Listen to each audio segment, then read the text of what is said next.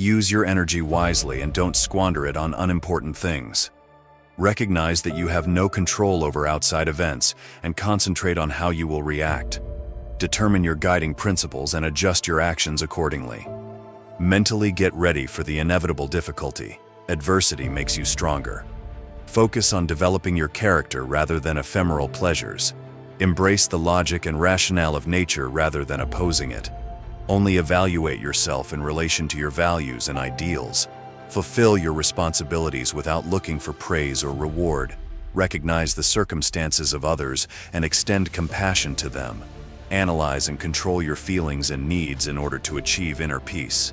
To make an impact right now, stay in the moment and let go of the past and future. Lesson 1. Happiness does not depend on external things, but on how you use your reason and will to deal with them. The ancients noticed how fickle felicity proved when sought in fame, fortune, pleasure, and health, for fate may reversibly rob human beings of these in swift order. Yet some maintained cheer whatever arose, while others sank into despair. Whence this difference between such souls? Clearly, happiness springs not from alone but from our interpretation and response to events. The sage maintains equilibrium by distinguishing what lies within his control from what does not. Thus he concerns himself with mastering his own judgments, choices, and will toward good, these being the sole provinces subject fully to self-governance. Externals like reputation and wealth retain independence from our sway. To rest contentment on their stability courts misery. Yet when we pivot our focus inward to align reason, passion, and action correctly, we command life's only reliable realm.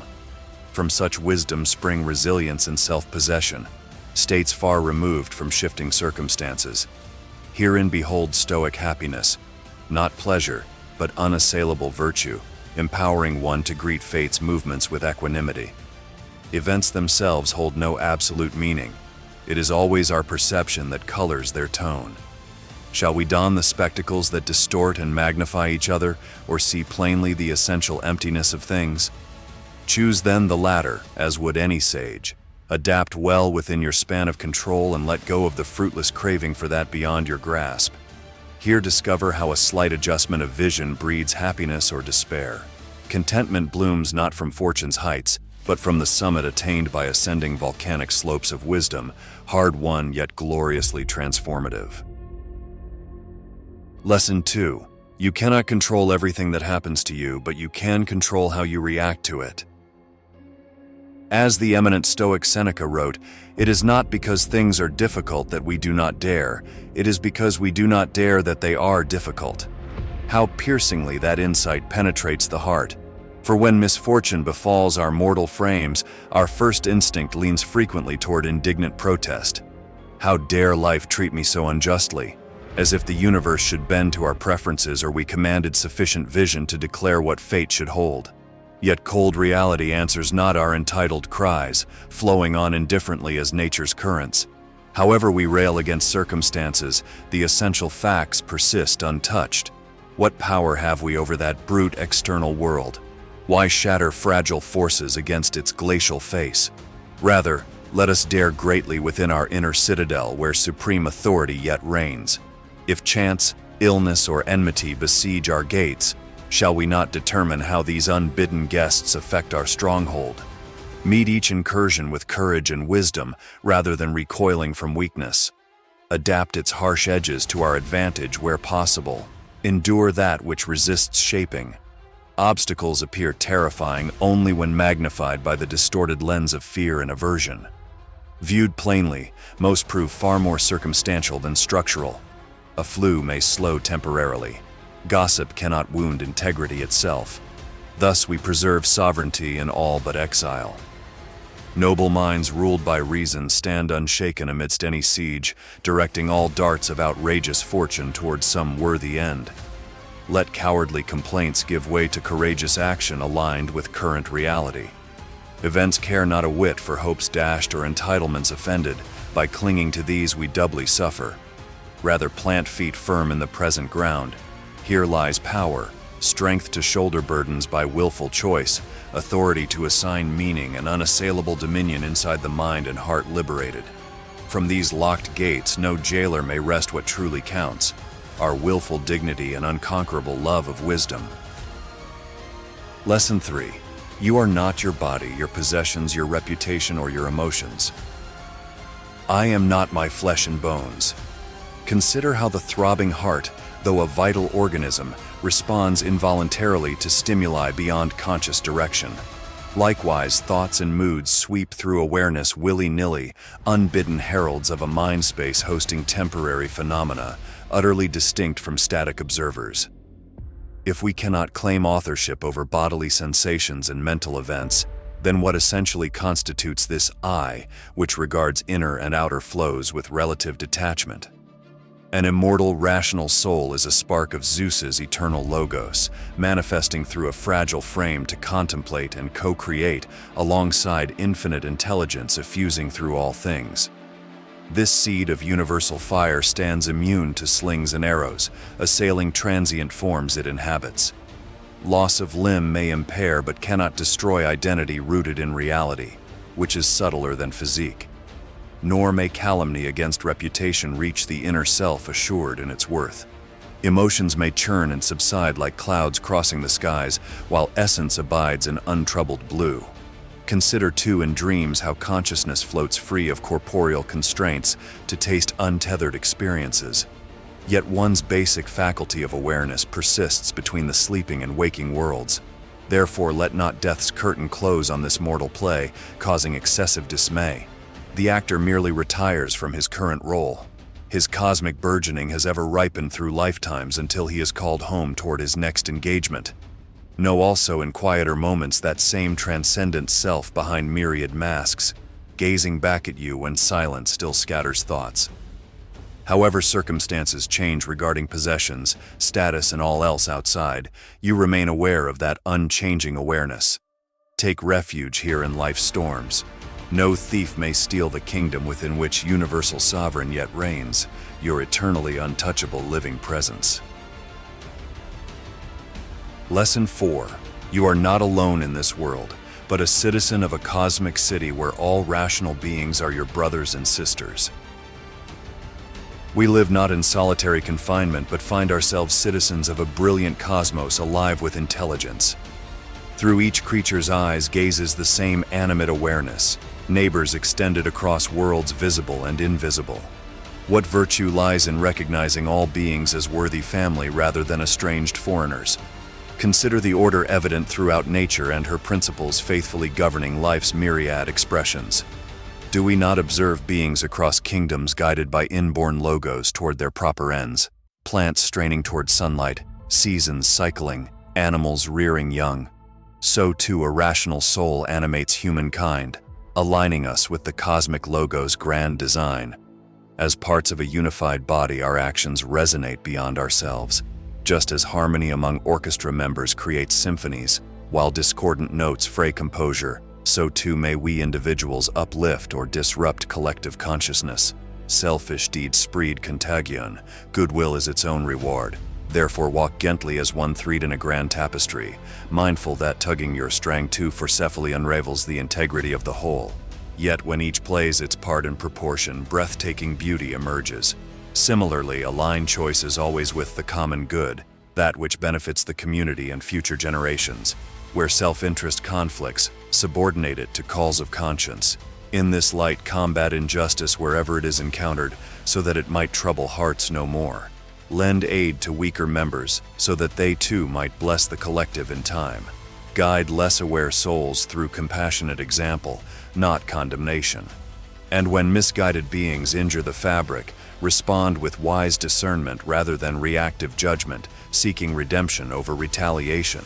For darkness flees only before radical forgiveness.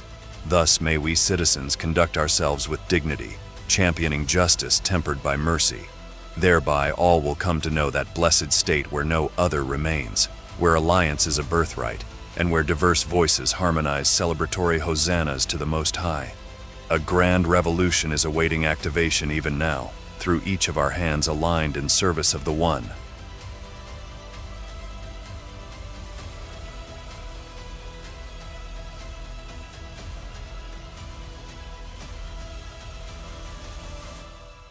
Lesson 5.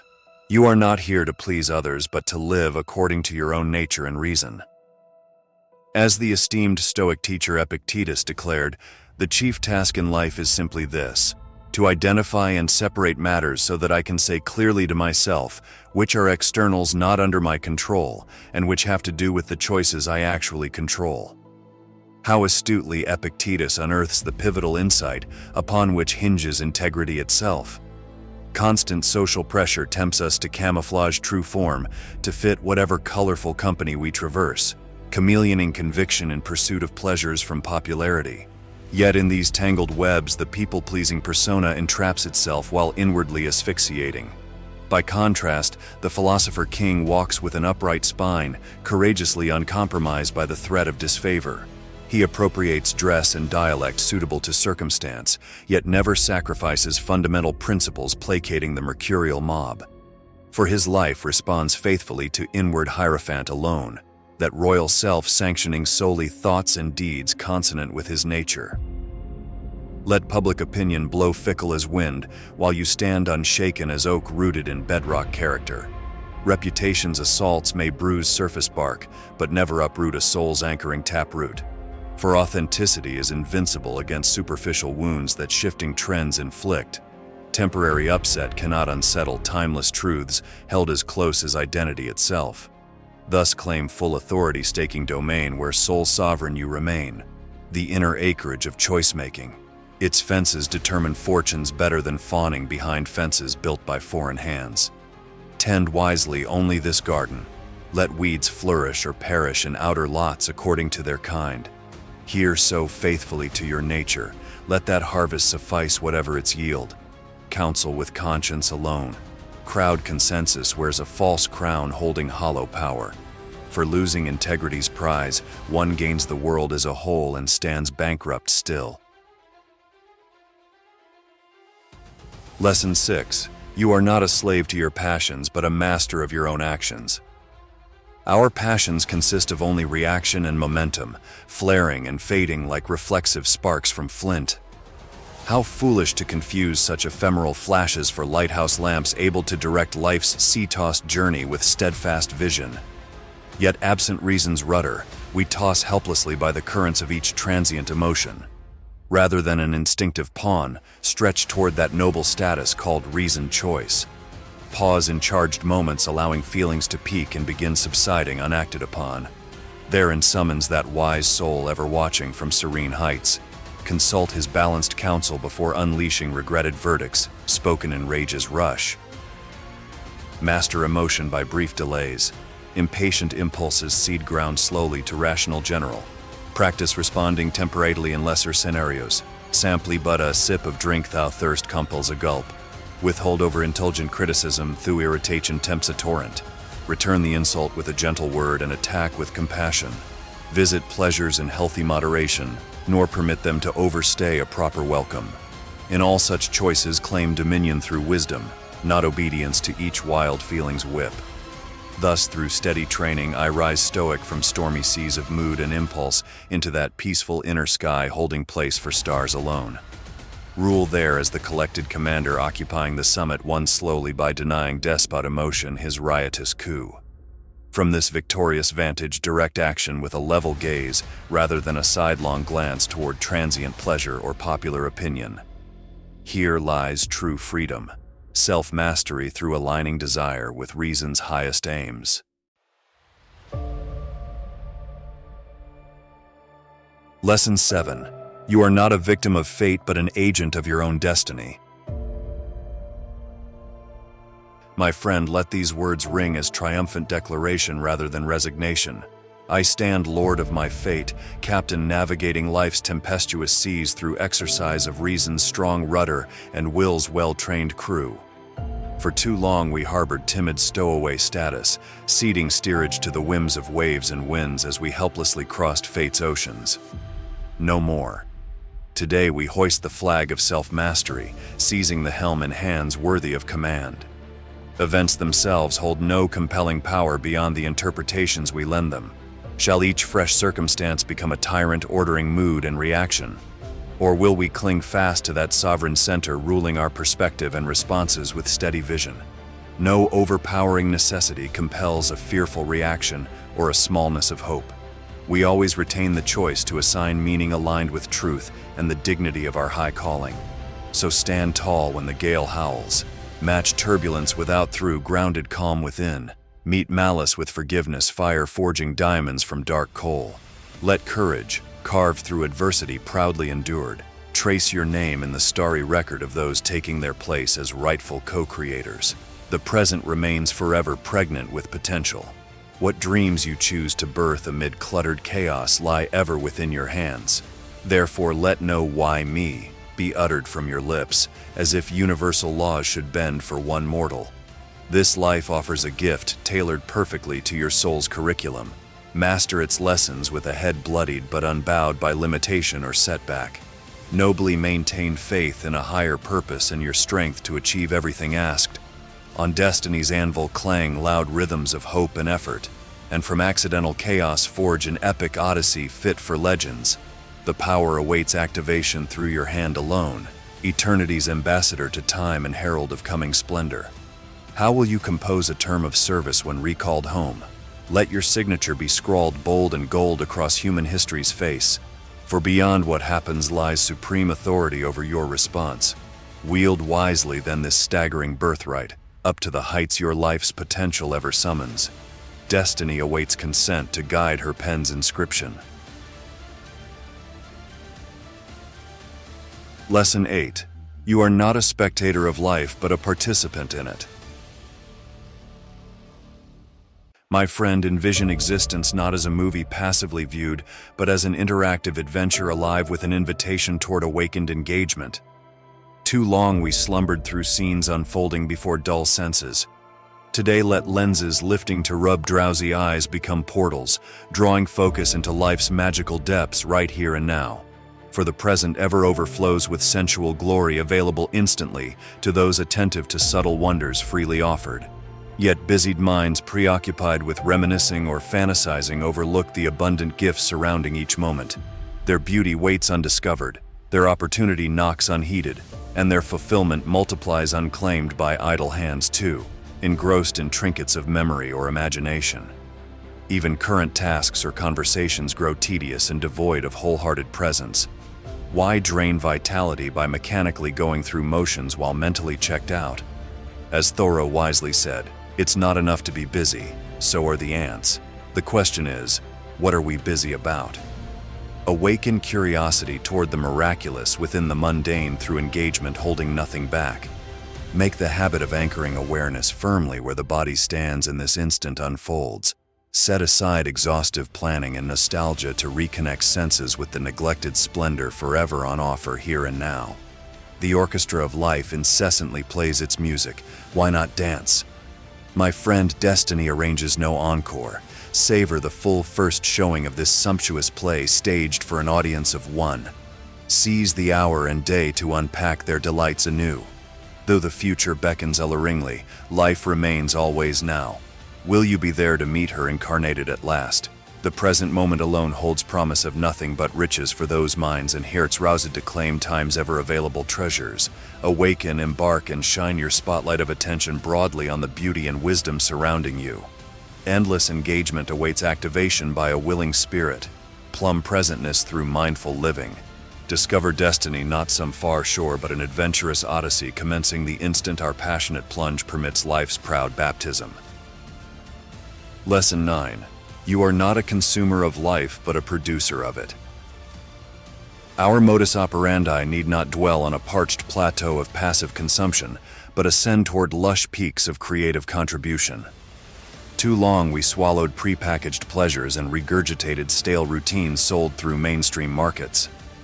Yet closer inspection reveals that even amusement's sugar fuels only temporary satiation while starving deeper needs for purposeful generation. The call sounds to culture soul soil hosting fruits uniquely our own, gifts only emergent through nurtured inner gardens rather than franchised clones. What specialty crop might your essence yield once tilled intentionally? Get hands dirty growing something original, be it craft, composition, or community cultivated through leadership. Probe current frustrations for opportunities dressed incognito. What solutions or artistic offerings sit slumbering inside awaiting your midwifery? Of course, ease tempts to default toward lazy spectating rather than laboring productively.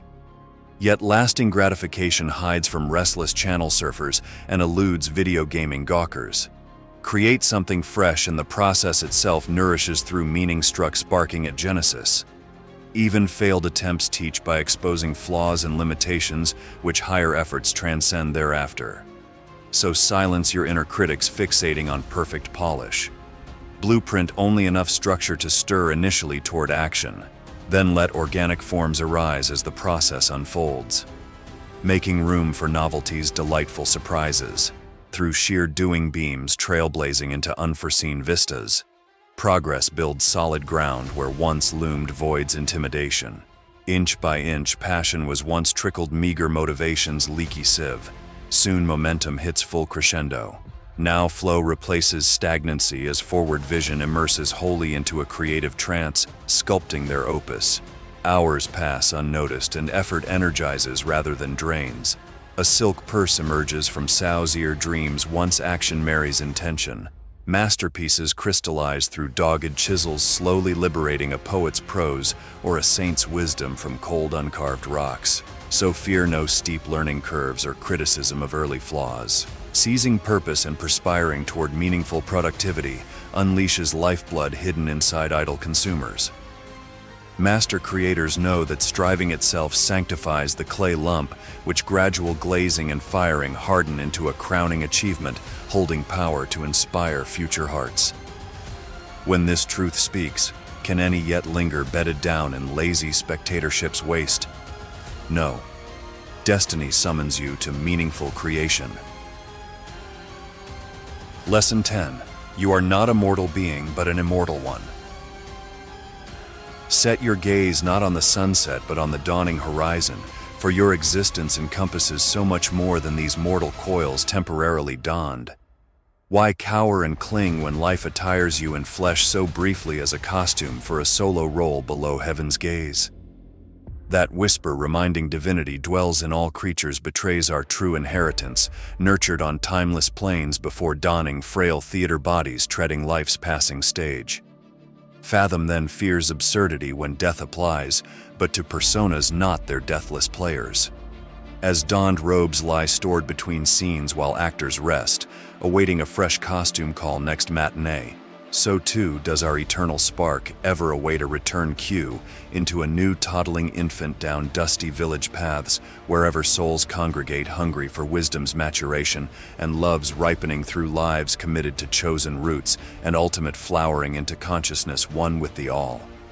In this light envision apparent endings through a mere shift of costume and scene through destiny's scheduled production.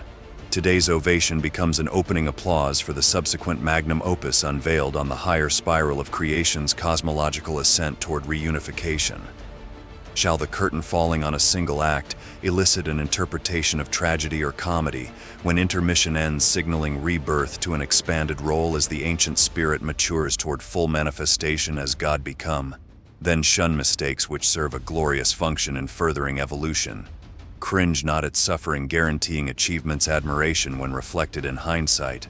Quake not at aging and dying, but stand ovating the grand cosmic drama that expands identity into an ever vaster embrace. Ever has it been for those awake beyond form.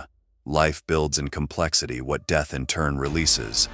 So fear no loss, but applaud the understudy preparing splendid ascension come this body's humble bowing out. Thus, regard all with patience and courage, becoming one who comprehends life's fleeting pains and reshapes its immortal essence. Drink fully the beauty and wisdom ephemeral frames allow. Then, when your turn to exit Earth arrives, stride smilingly into wings assured of tomorrow's grander re-entrance to carry on love's ceaseless unfolding. For souls like yours, dear friend, know always that we blossom eternally, gathered ageless around heaven's hearth, woven as undying garlands celestially ascendant through creation's fields forever coming home.